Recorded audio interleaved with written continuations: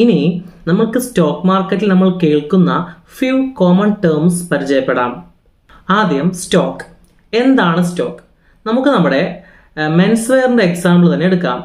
നമ്മൾ നമ്മുടെ men's wear business stock മാർക്കറ്റിൽ ലിസ്റ്റ് ചെയ്യുക എന്ന് പറയുമ്പോൾ അത് മുഴുവനായിട്ട് നമ്മൾ ലിസ്റ്റ് ചെയ്യില്ല.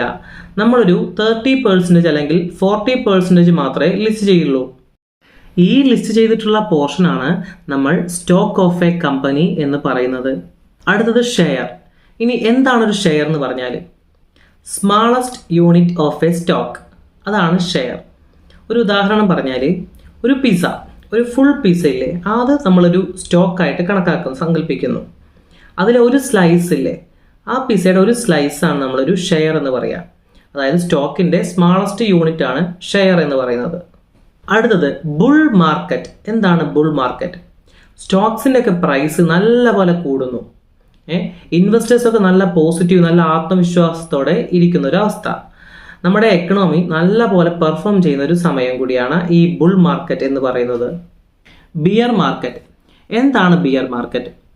സ്റ്റോക്കിൻ്റെ പ്രൈസ് എല്ലാം നല്ലപോലെ കുറയുകയും ഇൻവെസ്റ്റേഴ്സ് എല്ലാം പെസിമിസ്റ്റിക് ആയിട്ടുള്ളൊരു അവസ്ഥയാണ്. IPO, ആദ്യമായി ഒരു കമ്പനിയുടെ ഷെയർസ് പബ്ലിക്കിന് നൽകുന്നതിനെയാണ് IPO എന്ന് പറയുന്നത്. കമ്പനി IPOയിൽ വരുമ്പോൾ നമുക്ക് മനസ്സിലാക്കാം കമ്പനി വളരുകയാണ് എന്ന്. അപ്പോൾ അതിൽ നമ്മൾ ഇൻവെസ്റ്റ് ചെയ്താൽ ആ കമ്പനിയുടെ ഗ്രോത്തിൻ്റെ ഭാഗമാകാം. ഡിവിഡൻഡ്. ഒരു കമ്പനി പ്രോഫിറ്റ് ഉണ്ടാക്കുമ്പോൾ അതിൻ്റെ ഒരു ഭാഗം ഷെയർ ഹോൾഡേഴ്സിന് കൊടുക്കുന്നതിനെയാണ് നമ്മൾ ഡിവിഡൻഡ് എന്ന് പറയുന്നത്. ഇത് എല്ലാ കമ്പനികളും കൊടുക്കണമെന്ന് നിർബന്ധമില്ല. എത്രയൊക്കെ പഠിച്ചാലും സ്റ്റോക്ക് മാർക്കറ്റ് എന്ന് കേൾക്കുമ്പോൾ ഇപ്പോഴും അതൊരു സ്കാം ആണെന്ന് പറയുന്നവരുണ്ട്. നിങ്ങൾ മനസ്സിലാക്കേണ്ട ഒരു കാര്യം, സ്റ്റോക്ക് മാർക്കറ്റ് ഒരു സ്കാം അല്ല. സ്റ്റോക്ക് മാർക്കറ്റിൻ്റെ കാര്യങ്ങൾ നോക്കുകയും അതിൽ എന്തെങ്കിലും ഫ്രോഡ് പരിപാടികൾ നടക്കുന്നുണ്ടോ എന്ന് ശ്രദ്ധിക്കുകയും ചെയ്യാനായിട്ട് ഗവൺമെൻറ്റിൻ്റെ ഭാഗത്തുനിന്ന് ഒരു ഇൻസ്റ്റിറ്റ്യൂഷനുണ്ട്. അതാണ് SEBI, securities and exchange board of India. ഇതൊരു ഗവൺമെൻറ് ഇനീഷ്യേറ്റീവ് ആണ്. സ്റ്റോക്ക് മാർക്കറ്റിൽ സ്കാമുകൾ നടക്കാണ്ടിരിക്കാൻ നോക്കേണ്ടത് സെബിയുടെ ഉത്തരവാദിത്തമാണ്.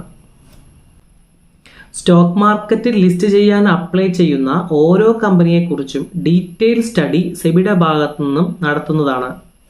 അതിനുശേഷമേ ഈ കമ്പനികൾക്ക് IPOയ്ക്ക് പോകാൻ സാധിക്കുള്ളൂ. സെബി എഗ്രി ചെയ്യാത്ത ഒരു കമ്പനിയും സ്റ്റോക്ക് മാർക്കറ്റിൽ എത്തില്ല.